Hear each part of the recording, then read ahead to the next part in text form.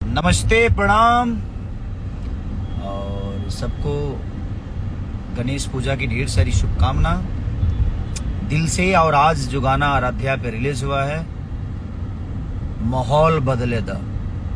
हाँ, माहौल तो रोज बदलत रहेला, तू बदल जाबू तो प्रॉब्लम हो जाएगी ना जी। ना जी हनी बाबू देख रही है, यही देख चांद के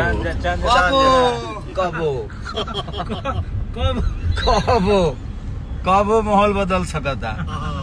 बस ऐसे ही प्यार और आशीर्वाद देते रहिए। जिंदगी में हमें इसके अलावा कुछ आता नहीं है, सिर्फ एक चीज आता है कि आप सबका मनोरंजन कैसे करना है। बस उसी पे हमेशा कोशिश हम सब, पूरी हमारी टीम, हमारी पूरी जो भी हमें प्यार करने वाले जो मेरे भाई हैं, खेसारी आर्मी ग्रुप है, जो कि जितने भी भाई मुझे फॉलो करते हैं, मुझे प्यार करते हैं, जितने भी यूट्यूबर भाई जो मुझे प्यार करते हैं, सब लोगों को दिल से धन्यवाद कि आप लोगों ने आज का गाना एकदम गर्दा छोड़ा दिया। लाइक और कमेंट का तो धजिया उड़ा दिया आपने, तो अच्छी है।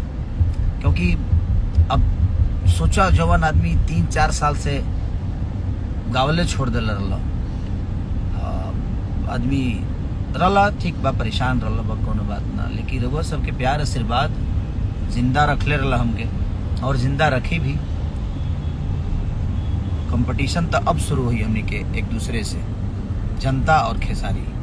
हमारी जनता हमें प्यार देती रहेगी और हम इनको काम करके देते रहेंगे। राइट नो? एक बार गाना बजाओ यार, कबो बाबा।